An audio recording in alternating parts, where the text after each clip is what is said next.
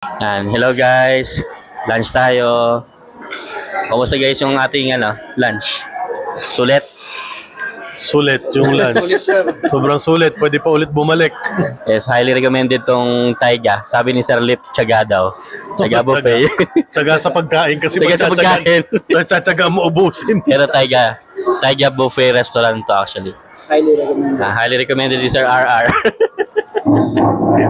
Ayan. Sobrang pulot din na namin maubos.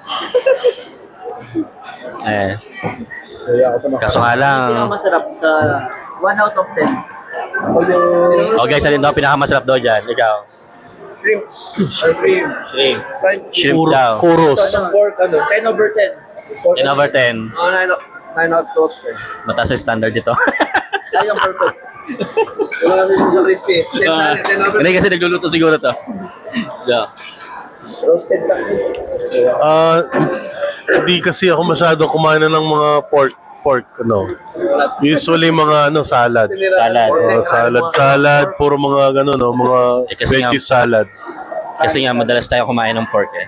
Yes. Masarap sana yung parang kaldereta kaso lang medyo makunat. Pero meron sila yung parang ano ba 'yon? Parang siyang estopado na pork. Sobrang lambot.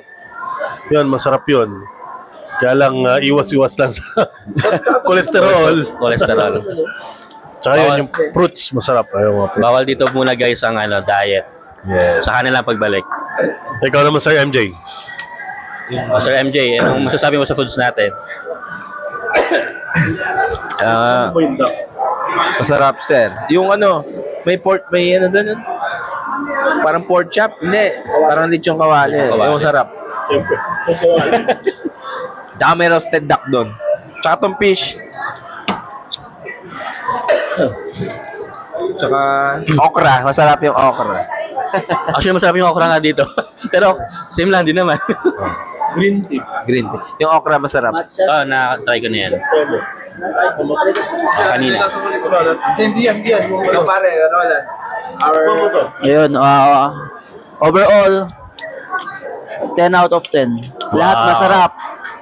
As in, walang tapon pero yung mga sobra tatapon na siguro to.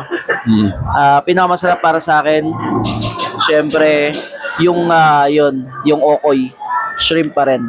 10 out of 10. Meron palang okay? Wala lang siyang sausawan, sana may suka. Yun pala yan. Ikaw, Adrian. Ito, sulit na sulit eh.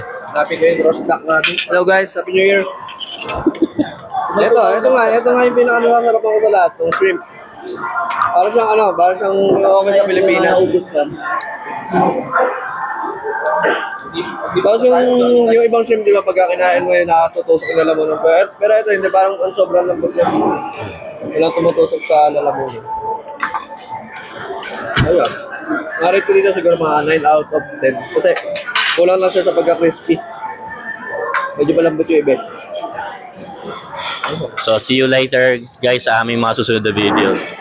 For now, kain muna kayo dyan. Sige, sir. Pwede mo na i-close.